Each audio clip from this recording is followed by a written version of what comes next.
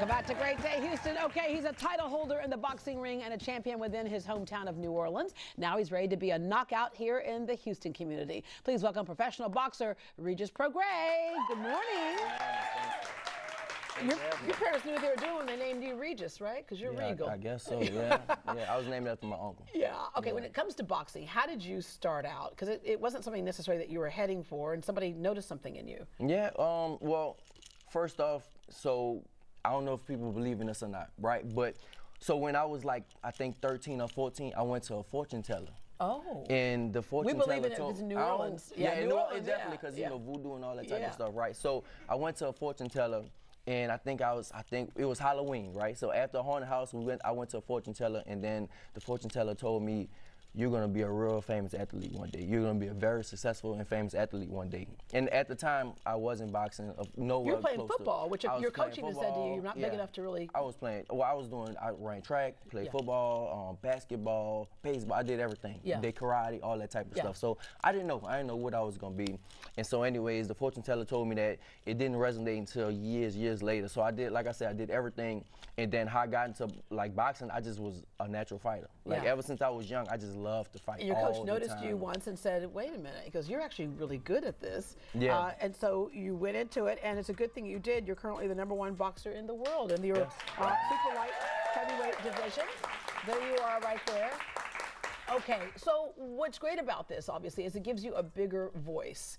And, you know, you said you were kind of running around the streets when you were younger, like a lot of kids. Of course, but now you can be that role model that you talked about. And so you've done great things in New Orleans. What is it you're looking to do here in Houston? The main thing I want to do is just inspire the kids. Like, I didn't have that inspiration coming up, especially in boxing. So I just had to, my favorite fighter coming up was like Mike Tyson. So I had to see him on TV to kind of, you know, just get the inspiration. So when I moved to Houston, of course, I'm from New Orleans. So when I moved to Houston from Hurricane Katrina, I came over here, and then I was in a gym called Savannah Boxing Gym, and it's like a bunch of just like these real big time fighters. Like Evander Holyfield was training next to me, Juan Diaz, Rocky Juarez, Iroslan De Lauro. It's just a whole bunch of real good fighters that was there. And so I'm like 17 years old, 18, whatever, and like a kid, and I'm training. I'm next to Evander Holyfield, training next to me.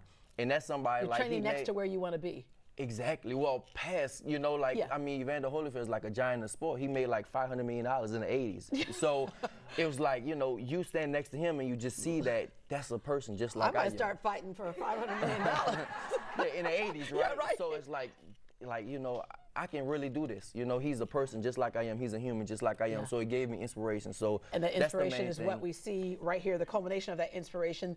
Your belt's right here. I was going to put it on. He goes, no, we just hold it like this. Yeah, that's how you got swag. I usually hold it. You don't put it on your waist. Oh, I was trying to snatch my waist, but that's all right. Yeah, you just put it. You put it like you put it on like this. On Very cool.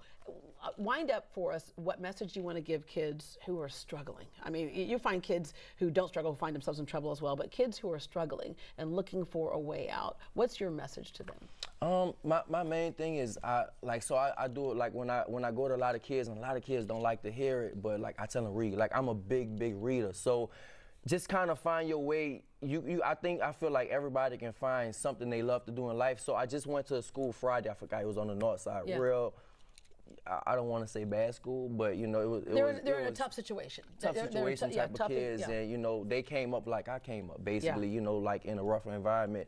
And so I just told them, you know, read to try to find out what you love, because a lot of people from where I come from, most people just don't know. They don't have a passion, and they don't have exposure to what could. Exactly. They just don't know. They don't know the way out. They don't know how to get there. They only see it's people like. Go ahead. Upcoming fight, April 27th in Lafayette. You have 2 titles on the line, and so we wish you the best of luck.